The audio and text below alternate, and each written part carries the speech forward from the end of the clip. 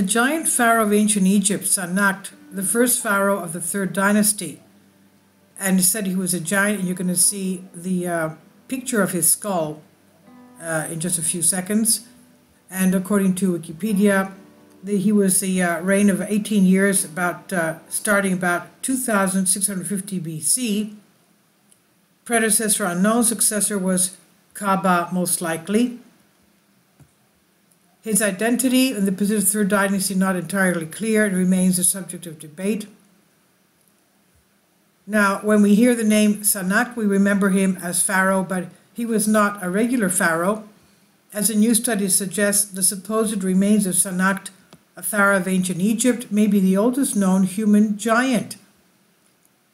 Sa-Nakht is known as the first pharaoh of the third dynasty of Egypt, and according to research, he's always been known as the great pharaoh of his time. Now, we know even the DNA analysis of Tutankhamun shows that his DNA was very intense compared to human DNA, and his bone was much more intense than human bone, much more dense than human bone.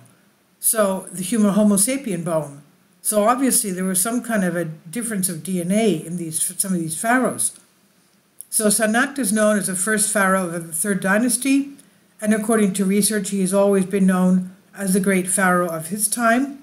Sa-Nakht and the reign of the giant pharaoh occurred 2500 BC, and if we believe the reports, he ruled on his throne for around 18 years, and he married Enitkates, and as part of ongoing research into mummies, scientists investigated a skeleton found in 1901 in a tomb near Beit Khalaf in Egypt. Surprisingly, the structure of the bone skeleton belongs to Sa-Nakht, the pharaoh of the third dynasty. The skeleton was extraordinary not only for its length but also for its stature peculiar to its time. The skeleton of the man stood up to 6 feet and 1.6 inches. That's about 2 meters tall. And interestingly, previous research on ancient Egyptian mummies suggests the average height for men around that time was about 5'6", or 1.7 meters tall. Hence, it's important to note that this height is quite unique for a few long millennia, and as the remains were associated with the first king of the third dynasty, he's known as Sa-Nakht, the giant pharaoh. But this could not be said with certainty, as this was not the original tomb of the pharaoh, which is believed to be at Abu Rawash. The height is considered of extreme relevance to anthropomorphology, as it can determine the disease that may cause extraordinary tall height. Generally, good eating habits of the ancient pharaohs is believed to have dominated the body structure. Ancient Egyptian kings were likely better fed, and of course in better health than commoners of the era, so they could be expected to grow taller than average. Still, over 6 foot tall remains the scientists analyzed would have towered over Ramesses II, the tallest recorded ancient Egyptian pharaoh who lived more than 1,000 years after Sa-Nakht and was only 5'9", 1.75 meters tall. The skeleton's long bones showed evidence of exuberant growth, which were clear signs of giantism, and we could see that in his skull as well.